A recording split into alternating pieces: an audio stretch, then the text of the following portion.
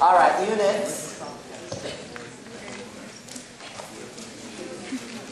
You want to be careful of units because in Chapter 6 and Chapter 8 it gets pretty complicated. So a couple things to know.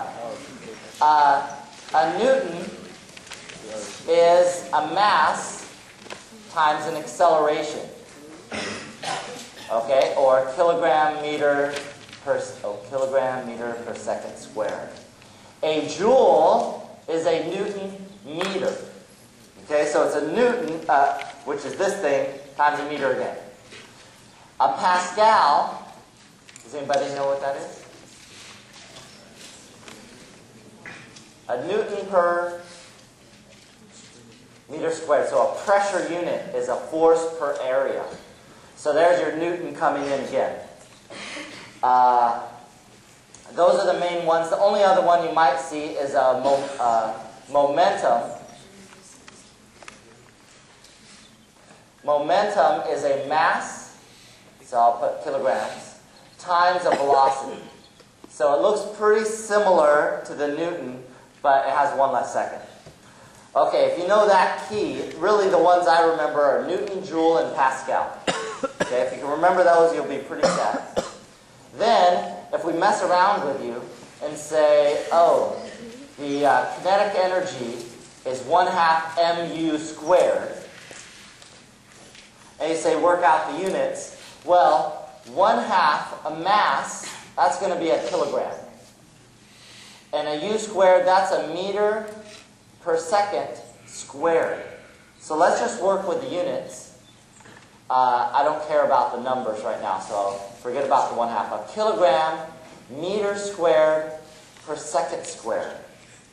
Well, that is a kilogram meter per second squared times a meter, which is a Newton times a meter, which is a joule. So that's where you get energy units for your kinetic energy, for example. So you just need to mess around with this stuff and see if it gets to the unit you want. Another kind of complicated one sometimes comes with this formula, h over 4 pi. This is for the uncertainty principle. I'll just mention this in terms of units.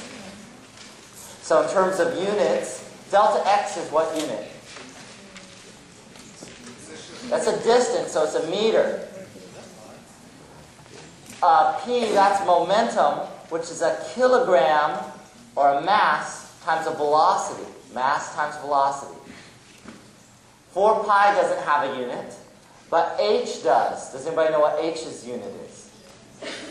Joule second. It's a joule second.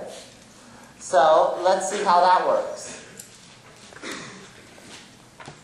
So on the left-hand side, we've got a kilogram, meter squared, over a second. On the right-hand side, we have a joule, which is a Newton meter times a second. Well, a Newton is a kilogram times an acceleration, mass per meters per second squared. Still got that mass, and you still got the seconds. Well, if you simplify this a little bit, kilograms, meter squared, and one of the seconds cancels. Oh yeah, they're equal. They better be. Okay, so you just need to be able to mess with units and make sure you write down the correct units.